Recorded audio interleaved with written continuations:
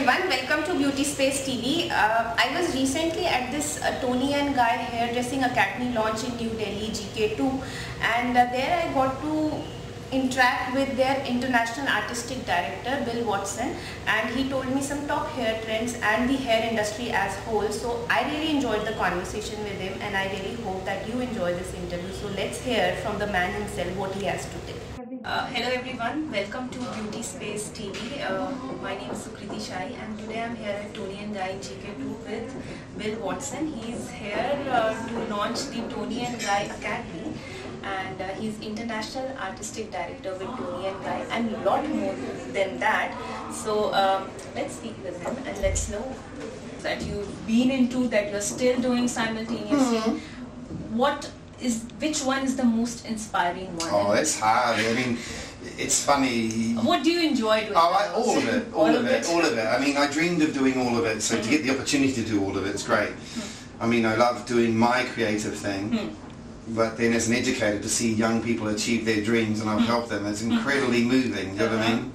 As I was saying to the guys before, 10 days ago we were in Kyoto doing the LV cruise show.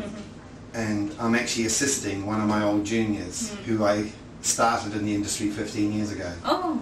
So it's actually, I'll be honest with you both, when that's one of the most important shows in the world. And he's a young man, incredibly talented, and he's made it, and we both got upset because I remember him having these dreams. And that's the beautiful thing about being involved with education. So if you said to me, is that more important than what I do? I'd actually say I've been very lucky to enjoy all the aspects of the industry. Do you count it as one of the milestones of your without a doubt, coming across people you've once worked with and now they're doing great in their life? I don't have any trophies. I never wanted trophies. I always make a joke of it and say my trophies are living and breathing. And I get more joy from that. I get a lot more joy from that. So you take a lot of seminars, you conduct workshops. What, in your opinion, is that one way of educating people which instantly gets clicked with them? I suppose in a funny way it's making it personal. It's almost like trying to make it micro. You know, it's very simple. We make people smile. Really good hairdressers make people smile. Yes. They're like that's it. You have to be other people centered, not self-centered. It's not about putting your ego on their head. It's about making them feel better and feel great. And I'll be honest, you can teach them to cut and colour, but you can't teach them to care. So the real special ones, I don't think we train, we discover. The real special ones can't be, you can't, there's no formula. But it actually starts with just the fact that they're other people centered by nature. They really care how other people feel.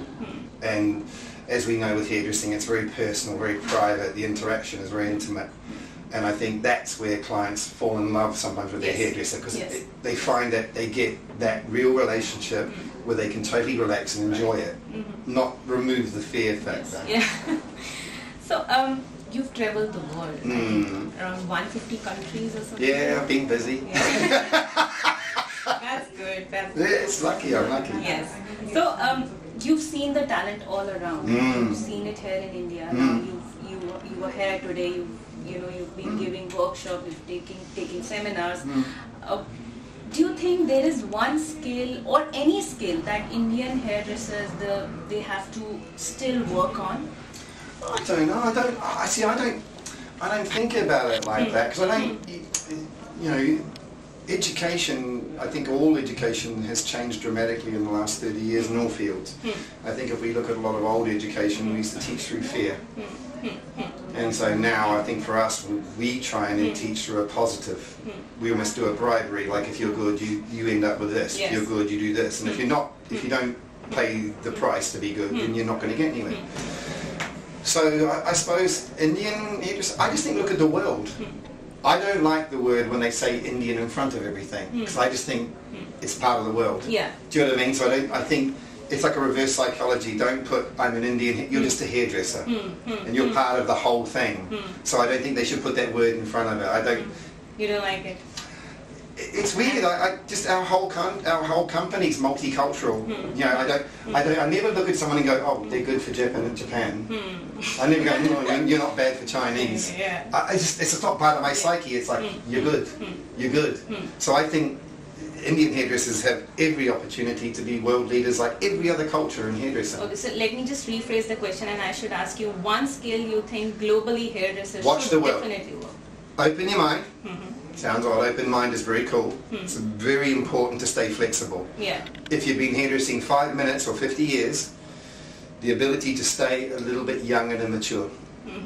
To look for the difference with fresh eyes. Don't look for what's familiar. We do that sometimes to find security, so we don't feel too threatened. But it takes a level of comfort to keep looking for the differences. And I think just keep that approach in your mentality, and you'll stay fresh. You'll find the work exciting. Sadly, you do meet hairdressers sometimes and you can see they're bored. It's almost like they have dead eyes. They have dead eyes. There's no more passion. The love is gone. And I think it's because they've almost told themselves the education's over. And it never really is. It's never finished. And I think the other probably one of the important advice I'd give for Indian hairdressers would be, it's not about you. It really is about who you work with. Surround yourself with the best people who want to go on the same journey as you.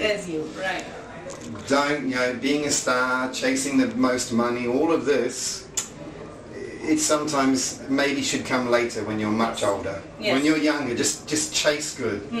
Be as good as you can be. Whatever the price, however little they pay you, it does not matter as long as you're getting better. That's the trick. That's the most important thing, I think. Do you believe in trends? If yes, then I'll ask you the next trends. Question.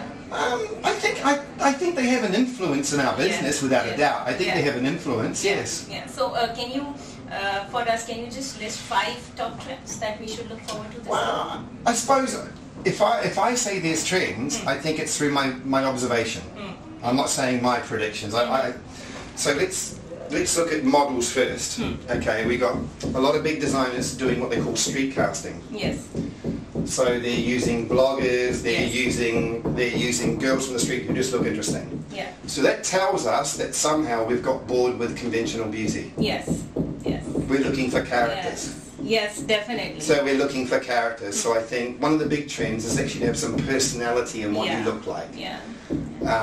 Also because that connects with people instead. Sure, well I mean, I know it sounds really funny, but if you get, it sounds terrible, you look at some fashion magazines and they'll have, they have the most beautiful one in the world, but when you flick through, page after page, you actually can't remember what they look like.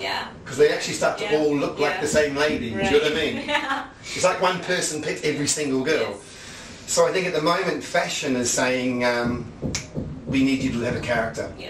You've got girls like Ruth Bell shaving her hair, which is dramatic, but then the day before I fly to Tokyo, I'm at the lights and I look across and there's a young Japanese woman, very beautiful, and she's done the same, and it's bleached white, and she looked amazing. And you're like, and I suppose these types of girls being in social media are going to make all young women around the world think. So I think that's trend number 1. I think trend number 2 is that colour is becoming disposable. So I think women have realised, and not just meant in a rude way, I think because of bad colouring before, women were scared of colour. And I think now, because we have the education, the quality's better, I think women see they can change their hair colour the way they change their makeup, which I think is really cool. And I think also people are seeing that colour can be fun. The experimenting with a little bit of blues and a little bit of pinks, and so I think trend number 2 is that will continue. On the back of that, 3 would be colour placement. And that is the theory of like putting colour where it suits your skin tone the most. Is it lightest around the face? Is it darkest towards the back? Do you want to make your hair thicker at the ends, thinner at the ends? So it's almost going to the next level in colouring, where you use it the way you do makeup. I want to make my jaw look stronger, so I'll use eyebrow pencil along there, I'll smudge it. All those little tricks, those little tricks should now start to come into the client's access. Number 4, it's a tough one. I do think that here in probably India as well, I've noticed all of your lengths creeping up. So I think that trend will continue here, without a doubt. I've seen a lot more openness about experimenting with lengths and layering. Yes. People were very frightened when I first came. Yeah. But now it seems they're embracing a lot more. There's lots. There's a lot more flexibility. Yes. Lots more. Yes. I mean, I was looking at all of the journalists today, and you know, this here to here, this here to here, and I didn't see that 10 years ago. Not at all. No. Not in one room. No. Yeah. So it's a big change. I think keep doing that. The final fifth one, and it sounds odd, and I think the fifth trend is to find a hairdresser to actually match your personality. Yes, that's one of those. I think you'll only get the best work on your head when you totally relax and trust someone, and it's a 50-50 relationship. And I think this comes across back to this number one, where it's your character. And I think people are starting to improvise their wardrobe. You know, I've forgotten her first name now, but Jenna, she was spotted 3 weeks ago wearing a pair of black Vans, and suddenly now everybody's buying Vans. Yeah. And I think we're getting to a point where luxury will always be there, but I think people want to have a bit more fun again. Fun, yes. And fashion is meant to be disposable. Yes. Right. It's not meant to be this coveted thing. It's meant to express our personality. I think it got lost for a few years where it was just about I'm rich. Yes. Yes. I'll put as much of it on as I can at once because I want to look rich. And I think the nice one with number 5 is that suddenly people are going to have a bit of fun again. Fun with their hair, fun with their clothes, and the messages are going to be more interesting. So one last question. Sure. You're doing a lot. Like you just said, you're keeping yourself, you're busy. You know, you're traveling, you're doing a lot of stuff. One thing which keeps you going. What is that? Other people's talent. Other people's talent. Is it? Yeah, I get bored looking at what I do because I don't like it for very long. You know, if I do something and people say to me it's really good, I'll like it for about 10 seconds. All I can see is what I didn't do. But when I see someone do beautiful hair, I see beautiful clothes. It actually, literally, you buy it with your heart, don't you? You don't buy fashion with your mind. You buy it with your heart. You hear a great song, you watch a great film. All of the other people's talent totally fascinates me. Not my own. It bores me because to me it's predictable. It's in my head. You know what I mean? So I love other people's talent. That keeps me motivated. Great.